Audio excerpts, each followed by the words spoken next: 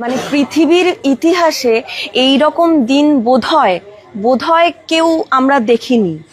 তো সেক্ষেত্রে আমাদের দেখতে হচ্ছে আমাদের দুর্ভাগ্য যে তিনবারের প্রাক্তন মুখ্যমন্ত্রী তার বাড়ির থেকে সিকিউরিটি গার্ড তুলে নেওয়া হয়েছে। যদি প্রয়োজন পড়ে এই গেটের সামনে আমরা রোজ এইভাবেই, সেটা রাত হোক বা দিন, আমরা সকলেই দাঁড়িয়ে থাকবো, সারাক্ষণ দাঁড়িয়ে থাকবো। জয় বাংলা। যদি প্রয়োজন পড়ে এখানে আমরা চাটাই পেতে তার পরবর্তীতে এখানে বসে থাকবো। মমতা বন্দ্যোপাধ্যায়ের গায়ে কোনো আঘাত পড়তে আমরা কিন্তু দেব না। হঠাৎ করে সন্ধ্যে 7টার পরে কোনো প্রায়র নোটিশ ছাড়াই কেন 20 বছরের যে ছায়াসঙ্গী ছিল মমতা বন্দ্যোপাধ্যায়ের পাশে, যারা যে 3 জন ছিল, সেই 3 জনকে হঠাৎ করেই কেন সরিয়ে নেওয়া হলো? গতকাল যখন মমতা বন্দ্যোপাধ্যায় 3 ঘন্টার নোটিশের মধ্যে সেই ময়দানে তার সাথে কণ্ঠ মেলানোর, জয় বাংলা বলার জন্য এত সংখ্যক কর্মী জমায়েত হয়ে গেছিল, সেই জিনিসটা দেখেই কি তারা ভয় পেয়েছেন? বারবার একটা কথা বলবো যে সংবিধান বিরোধী কোনো কাজ আমাদের। দর্শক, মমতা ব্যানার্জির বাড়ি থেকে সিকিউরিটি গার্ড উঠিয়ে নেওয়া হয়েছে। আর এই কাজটি করেছেন কে সেটি আপনারা সবাই কম বেশি জানেন। শুভেন্দু অধিকারী, যিনি মুখ্যমন্ত্রী হয়েছেন এই 1.5-2 মাসের মতো হলো মুখ্যমন্ত্রী হয়েছেন। এর ভিতরেই প্রাক্তন মুখ্যমন্ত্রী মমতা ব্যানার্জির বাড়ি থেকে গার্ড উঠিয়ে দিয়েছেন। তো এই মমতা ব্যানার্জির বাড়ি থেকে সিকিউরিটি গার্ড উঠিয়ে দেওয়াতে তার লাভ কী? যদি 5-10 জন মানুষ যদি মমতা ব্যানার্জির বাড়িতে সিকিউরিটি গার্ড হিসেবে থাকে, তাহলে শুভেন্দু অধিকারীর মানে অসুবিধা কী?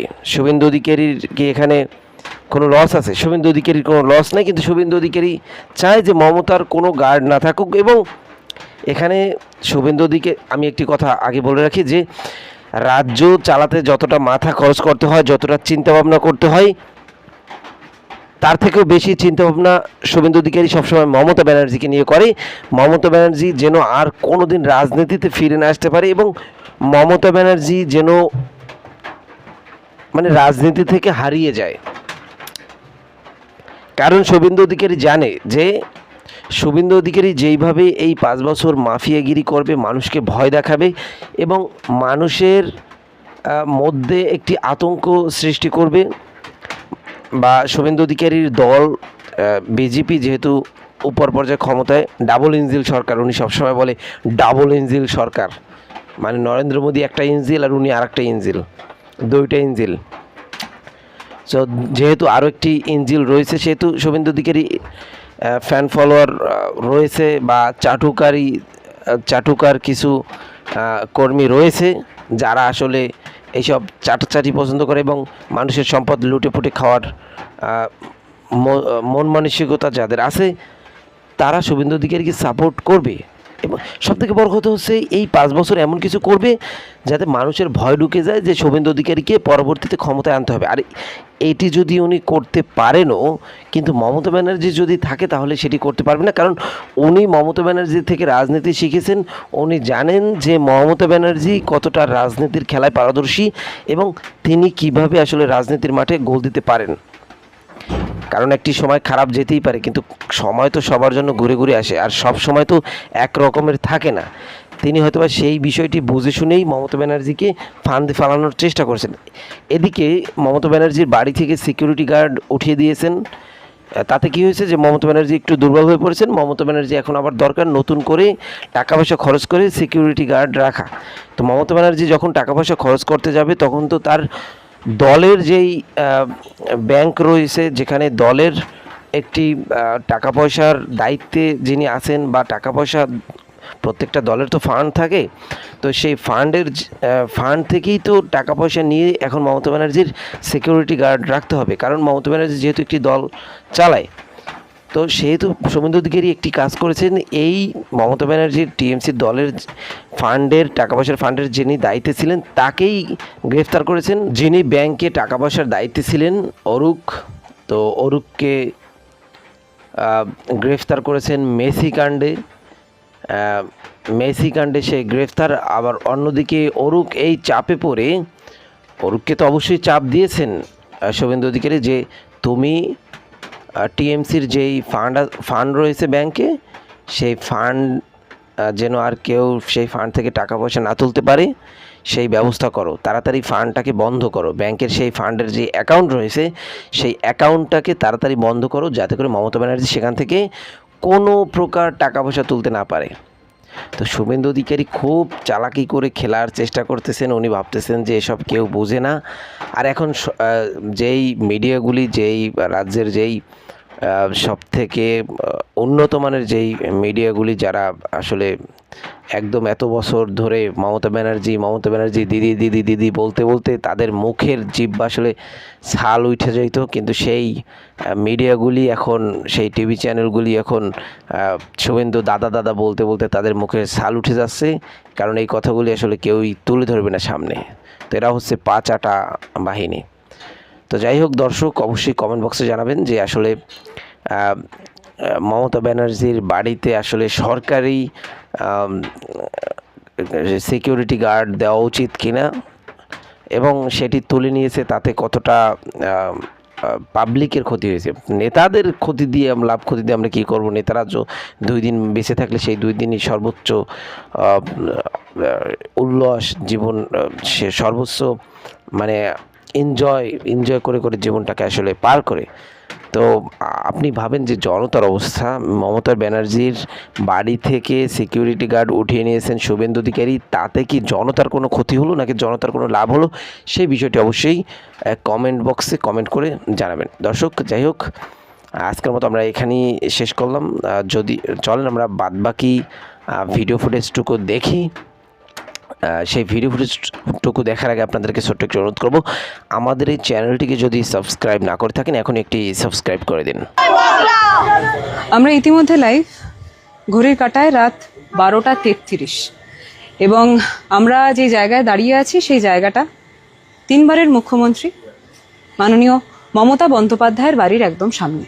এবং এই যে লাইভটা করা হচ্ছে, এটা মূলত একটা জিনিস জানানোর জন্য করা হচ্ছে, এবং একটা জিজ্ঞাস্যকে কেন্দ্র করে তার পরবর্তীতেই করা হচ্ছে যে মমতা বন্দ্যোপাধ্যায়, তার পাশে থাকা সিকিউরিটি যখন মমতা বন্দ্যোপাধ্যায় সিএম হননি তার আগে থেকে তার পূর্ণ যাত্রার সাথে যারা যুক্ত ছিলেন, হঠাৎ করেই আজ 7টার পরবর্তীতে কোনো প্রায়র নোটিশ ছাড়াই তাদের সকলকে উইথড্র করে নেওয়া হয়েছে। এবং যেই ঘরের দৃশ্য, সেই ঘরে আশেপাশে কোনো সিকিউরিটি নেই। আমাদের প্রশ্নটা সকলের একটা জায়গাতেই এসে দাঁড়াচ্ছে যে এইটা কোনো জায়গায় সংবিধান মান্যতা পেয়ে তার পরবর্তীতে কি করা হয়েছে, এবং শুধুমাত্র তাই কেন, তার পাশাপাশি আরও কিছু বিষয় যেগুলো রয়েছে সেইগুলো হচ্ছে যে মমতা বন্দ্যোপাধ্যায় যখন মাঠে নেমেছেন, মমতা বন্দ্যোপাধ্যায়ের সাথে এত সংখ্যক জনস্রোত যখন মাঠে নেমেছে, ওনার এক ডাকে 41% যেই ভোট আমরা পেয়েছি, সেই প্রত্যেকটা ব্যক্তির কণ্ঠস্বরে উঠে আসা জয় বাংলা মনে হচ্ছে যেন শাসকে বসে থাকা কোনো ব্যক্তিদেরকে ভয়ের কারণ হিসাবে তার পরবর্তীতেই গোটা দৃশ্যটা আমাদের চোখের সামনে আসছে। আমরা সকলে যারা এখানে উপস্থিত হয়েছি রাত 12:30টার সময়, আমরা সকলেই তৃণমূল কংগ্রেসের কর্মী হিসাবেই আমরা পরিচয় পেশ করে তার পরবর্তীতে এখানে এসেছি। আমাদের মূল বক্তব্য একটা জায়গাতেই, যে এইভাবে দমিয়ে দেওয়া কি সম্ভব? আমরা যখন এখানে দাঁড়িয়ে এই লাইভটা করছি, আমাদের সকলের কণ্ঠস্বরে আমাদের সকলের বক্তব্য রয়েছে। ময়নাদি, আমরা এই যে দৃশ্য দেখছি, এটার পরবর্তীতে আমরা তোমার কি বক্তব্য? এটা তো একটা মানে তৃণমূল কর্মী হিসেবে কেন, সাধারণ মানুষ হিসেবেও এই জিনিসটা একটা অকল্পনীয় একটা বিষয়। মানে পৃথিবীর ইতিহাসে এই রকম দিন বোধহয় কেউ আমরা দেখিনি। তো সেক্ষেত্রে আমাদের দেখতে হচ্ছে আমাদের দুর্ভাগ্য যে 3 বারের প্রাক্তন মুখ্যমন্ত্রী, তার বাড়ির থেকে সিকিউরিটি গার্ড তুলে নেওয়া হয়েছে। এটা আমি পশ্চিমবাংলার মানুষের কাছে একটা প্রশ্ন ছুড়লাম। আমরা সবাই মিলে একত্রভাবে এই ভিডিওটা করার একমাত্র কারণ হচ্ছে, এটা কি ঠিক হচ্ছে? এটাকেই কি রাজনীতি বলা হয়? এটাকেই কি সঠিক রাজনীতি বলা হয়? আপনাদের কি মতামত প্লিজ একটু জানাবেন। বাদবাকি সবাই আছে, তারাও বলবে। যারা প্রত্যেকে বিরোধী রাজনীতি করছি, যারা প্রত্যেকে এই যে যারা নোংরা বিলোদাবেল রাজনীতি করার চেষ্টা করছে আমাদের সাথে, যারা কণ্ঠ দাবিয়ে দেওয়ার চেষ্টা করছে আমাদের, আমরা তাদেরকে একটা কথা বলতে পারি যে এইভাবে আমাদের কারোর কণ্ঠ দাবিয়ে দেওয়া সম্ভব নয়। যেইভাবে তারা চক্রান্ত করে তার পরবর্তীতে মনে করছে যে আমরা সকলে ভয় পাবো, এইভাবে তৃণমূল কংগ্রেসের না কর্মীরা ভয় পায় না নেতৃত্বরা। আমরা বারবার একটা কথা বলতে চাই যে যেইভাবে নোংরা চক্রান্ত করে, যেইভাবে আজকে যখন মমতা বন্দ্যোপাধ্যায় রাজপথে নেমেছেন, তার সাথে যেই জনস্রোত সেখানে নেমেছে, সেই জনস্রোত দেখার পরবর্তীতে যেই নোংরা চক্রান্ত করা হয়েছে, যে সিকিউরিটিরা গত 20 বছরের থেকেও আরো বেশি পথ মমতা বন্দ্যোপাধ্যায়ের সাথে পালন করে এসছে, আজকে যখন তাদেরকে কেন্দ্র করে হঠাৎ করেই তাদেরকে সরিয়ে দেওয়া হচ্ছে এবং তার পরবর্তীতে আমরা দেখতে পাচ্ছি যে এমন একটা সময় গোটা দৃশ্য পেশ করা হচ্ছে, সেটা হচ্ছে সন্ধ্যে 7টা-8টার তার পরবর্তীতে। আমরা সকলে জানতে চাই যে প্রায়র নোটিশের আগে, প্রায়র নোটিশ না জানিয়ে হঠাৎ করেই এই গোটা দৃশ্য কেন করা হয়েছে। আর বারবার আমরা তৃণমূল কর্মী হিসাবে একটা জিনিস বলতে চাই যে এইভাবে তৃণমূল কংগ্রেসের কোনো কর্মীকে ভয় দেখানো সম্ভব নয়। তৃণমূল কংগ্রেসের প্রত্যেকটা কর্মী, বাংলার সিএম মানে প্রত্যেকটা ব্যক্তিরই তো সিএম, সেখানে কাউকে যদি উনি হুমকি দেন, সেই জিনিসটা রাজ্য রাজনীতিতে গ্রহণযোগ্য বলে আমি মনে করি না। বারবার মনে করিয়ে দেওয়া প্রয়োজন, মমতা বন্দ্যোপাধ্যায় 3বারের সিএম, সেই মমতা বন্দ্যোপাধ্যায়কে কেউ মনে করছে এইভাবে ভয় দেখাবে। এই মুহূর্তে আমি রয়েছি প্রাক্তন মুখ্যমন্ত্রী মমতা বন্দ্যোপাধ্যায়ের বাড়ির ঠিক সামনে। আমার ক্যামেরা পার্সনকে আমি দেখাতে বলবো যে চিত্র আমরা আগে দেখে এসেছি যে এই জায়গায় পুলিশি পাহারায় কার্যত মুড়ে ফেলা হতো, এই চত্বর হরিশ চ্যাটার্জি স্ট্রিট কার্যত মুড়ে ফেলা হতো, কিন্তু ক্ষমতার বদল হয়েছে এবং সেই বদলেরও কিন্তু চিত্র ধরা পড়েছে প্রাক্তন মুখ্যমন্ত্রীর বাড়ির সামনে। একেবারে দেখতে পাচ্ছেন নীল রঙের তক্তা দিয়ে কার্যত গার্ডরেল দিয়ে কিন্তু ঘিরে ফেলা হয়েছে এবং গতকাল রাতারাতির মধ্যে একেবারে তার নিরাপত্তা কিন্তু সরিয়ে নেওয়া হয়েছে এবং সেই নিয়েই কি বলছেন তৃণমূল কংগ্রেসের কর্মী উপাসনা, জানুন তার বক্তব্য। তো কালকে রাতারাতির মধ্যে মমতা ব্যানার্জির বাড়িতে যে পুলিশ পাহারা ছিল সেটা তুলে নেওয়া হয়েছে। একটা কথাই বলতে চাই যে এইভাবে যদি মনে করেন যে মমতা বন্দ্যোপাধ্যায়কে ভয় দেখিয়ে দেবেন, মমতা বন্দ্যোপাধ্যায়ের পাশে তাদের ছায়াসঙ্গী রূপে কিন্তু প্রত্যেকটা কর্মী এখনও জীবিত আছে, তারা কিন্তু বেঁচে আছে। এবং আমি গতকালও একটা কথা বলেছিলাম যে যদি প্রয়োজন পড়ে এখানে আমরা চাটাই পেতে তার পরবর্তীতে এখানে বসে থাকবো, মমতা বন্দ্যোপাধ্যায়ের গায়ে কোনো আঘাত পড়তে আমরা কিন্তু দেবো না। এবং সমান কথাটাই আমরা এখনও রিপিট করছি।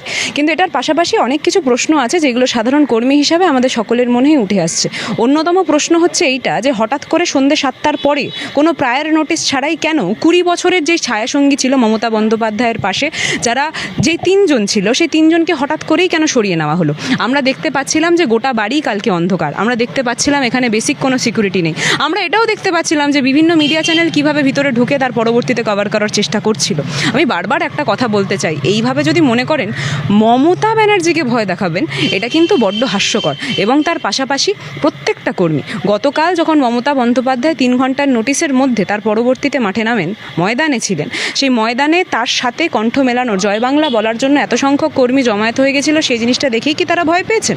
আমাদের মূল প্রশ্ন এখানে। তার পাশাপাশি মিডিয়া চ্যানেলের যেই বিষয় নিয়ে প্রশ্ন তোলা প্রয়োজন, অর্থাৎ 4000 ইভিএম কি করে জ্বলে গেল, অর্থাৎ একটার পর একটা নতুন সরকার বদল হওয়ার, নতুন সরকার আসার পরবর্তীতে যেইভাবে আমরা দেখে যাচ্ছি যে রেপ কেস একটার পর একটা বেড়েই চলেছে, কিন্তু সেটার কোনো বাস্তব তদন্ত হচ্ছে না। এই যে প্রশ্নগুলো মিডিয়া চ্যানেলের তোলা উচিত এখন, সেইগুলো না তুলে যেই জিনিসটা হচ্ছে সেটা হচ্ছে বিরোধীতে যারা রয়েছে তাদের কণ্ঠস্বর দাবিয়ে দেওয়ার ক্রমাগত চেষ্টা, এটার বিরোধিতা করি। বর্তমানে যিনি মুখ্যমন্ত্রী রয়েছেন শুভেন্দু অধিকারী, তিনি ডায়মন্ড হারবারে গিয়ে মন্তব্য করেছেন যারা জাহাঙ্গীর গানের হয়ে কথা বলছেন তাদের নাকি বাড়ি নিলামে চলে যাবে, কারণ তাদের বাড়িতে আর ঢুকতে পারবেন। এই ধরনের হুমকি দিচ্ছেন মুখ্যমন্ত্রী। মুখ্যমন্ত্রীর মুখ থেকে এইসব হুমকি সত্যি শোভা পায় না, কিন্তু তারপরেও একটা কথা বলতে চাই যে উনি যেই কথাগুলো বলছেন, ওনাকে কিছু জিনিস আমি মনে করি, আমি অনেকটাই ছোট তাও বলবো যে আজকের দিনে দাঁড়িয়ে যারা বিরোধীরা রয়েছে, অর্থাৎ যারা কণ্ঠ ছেড়ে কথাটা বলতে চাই, বাস্তব তথ্যটাই তুলে ধরতে চাই, সেইটুকুনি তুলে ধরার অধিকার সংবিধান আমাদের সকলকে প্রদান করেছে। আমি মানছি, আমি বুঝতে পারছি যে একটা বড় সংখ্যক লোকজন এবার সংবিধানের প্রদান করা অধিকার অনুসারে সেই জায়গাটা চ্যুত হওয়ার পরবর্তীতে ভোটটা কিন্তু দিতে পারিনি। অর্থাৎ ভোট দেওয়ার অধিকার তো সংবিধান আমাদের সকলকে দেয়, কিন্তু এবার খুব আশ্চর্যজনকভাবেই এসআইআর প্রক্রিয়ার কৃপায় একটা বড় সংখ্যক লোকজন ভোটটুকুও দিয়ে উঠতে পারেনি। তাই আমি বারবার একটা কথা বলবো যে সংবিধান বিরোধী কোনো কাজ আমাদের কোনো ব্যক্তিরই করা উচিত নয়। সেখানে দাঁড়িয়ে আপনি যার কথা বললেন, শুভেন্দু অধিকারী আজকে আমাদের এই বাংলার সিএম, আর বাংলার সিএম মানে প্রত্যেকটা ব্যক্তিরই তো সিএম, সেখানে কাউকে যদি উনি হুমকি দেন, সেই জিনিসটা রাজ্য রাজনীতিতে গ্রহণযোগ্য বলে আমি মনে করি না। বলছেন মমতা বন্দ্যোপাধ্যায় তিনি নিজেই নাকি নিরাপত্তা নিতে চাইছেন না। মমতা বন্দ্যোপাধ্যায়ের ছায়াসঙ্গী রূপে যারা গত 20 বছর ধরে তার পাশে থেকেছেন, হঠাৎ করে তাদেরকে সরানো কেন হচ্ছে?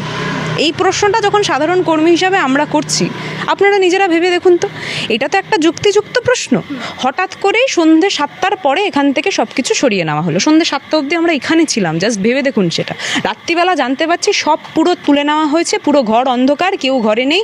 শুধুমাত্র তাই নয়, গেটটাও খোলা ছিল, সকলে ঢুকতে পারছে, বেরাতে পারছে, এরকম অবস্থা হয়ে আছে। বারবার মনে করিয়ে দেওয়া প্রয়োজন, মমতা বন্দ্যোপাধ্যায় 3 বারের সিএম।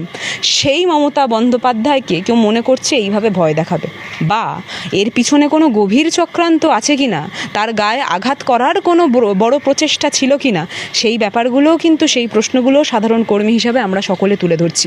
এবং এই সকল প্রশ্ন আমাদের মনে এখনও বেঁধে রয়েছে, সেই প্রশ্নের উত্তর আমরা সকলে চাই। একেবারে শেষ প্রশ্ন করবো, এই যে বিরোধী দলনেতা নিয়ে একটা প্রশ্ন হচ্ছে, ঋতব্রত নাকি শুভেন্দু চট্টোপাধ্যায় সেই জায়গাটা অনেকে বলছেন যে ঋতব্রতই নাকি এবারে বিরোধী দলনেতা হিসেবে পরিচিত পাবে, সেই জায়গাটা কী বলবেন কর্মী হিসাবে তৃণমূল কংগ্রেস? তৃণমূল কংগ্রেস কর্মী হিসাবে প্রত্যেকটা কর্মীকে একটা প্রশ্ন করতে চাই যে সেই কর্মীরা কাকে বিরোধী দলনেতা হিসেবে দেখতে চায়।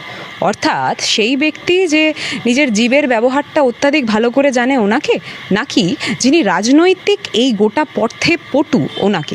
এই প্রশ্নটা যখন করব তখন স্বাভাবিকভাবে যে কোনো রাজনৈতিক ব্যক্তি খুব স্বাভাবিকভাবেই শোভনদেব চট্টোপাধ্যায়ের কথা বলবেন, কারণ ওনাদের দীর্ঘদিনের পথ চলা সেটা বারবার প্রমাণ করে দিয়েছে যে তৃণমূল কংগ্রেস এবং রাজ্য রাজনীতির মধ্যে অন্যতম অবদান কিন্তু সেই ব্যক্তিটার রয়েছে। তাই হঠাৎ করে কেউ উড়ে এসে জুড়ে বসলে তাকেই বিরোধী দলনেতা হিসাবে মান্যতা দিয়ে দেওয়া, এই জিনিসটা কর্মী হিসাবে মান্যতা দিতে পারবো না। এবার যারা বড় বড় লোকজনরা রয়েছে, যাদের পকেটে একটা বড় সংখ্যক পয়সা এসছে, তাদের ব্যাপারটা আমি বলতে পারবো না। দর্শক, এতক্ষণ আপনারা দেখলেন কিভাবে মমতা ব্যানার্জির কর্মীরা তাকে আসলে কিভাবে পাহারা দিতে চায়, এবং মমতা ব্যানার্জির কর্মীরা বলতেছেন যে তারা সারা রাত সারাদিন এভাবেই পাহারা দিবে। জানি না কতদিন এরকম পাহারা দিতে পারবে তারা। আমার মনে হয় না যে 2-3 দিনের বেশি পাহারা দিতে পারবে। এরকম আসলে কেউই দেয় না, সবাই আসলে ফুটেজ খেতে আসে। কারণ মমতা ব্যানার্জির দিদি, দাদি, তারপর তিনি মা, তিনি অনেক কিছু এরকম অনেক নেতারাই বলেছিলেন, কিন্তু পরবর্তীতে তারা মমতা ব্যানার্জির ক্ষমতা চলে যাওয়ার সাথে সাথে তারা পাল্টি মেরেছেন। আর পাল্টি মারার সব থেকে বড় মানুষটি হচ্ছে শুভেন্দু অধিকারী। শুভেন্দু অধিকারী একটা সময় মমতা ব্যানার্জিকে দেবী হিসেবে মানত, কিন্তু এখন মমতা ব্যানার্জিকেই সব থেকে শত্রু মনে করেন তিনি। তো যাই হোক দর্শক, আজকের মতো আমরা এখানে শেষ করলাম। আবার দেখো নতুন ভিডিওতে। যদি আমাদের চ্যানেলটিকে সাবস্ক্রাইব না করে থাকেন, এখনই সাবস্ক্রাইব করে দেবেন। আর আপনার মতামত অবশ্যই কমেন্ট বক্সে জানাবেন।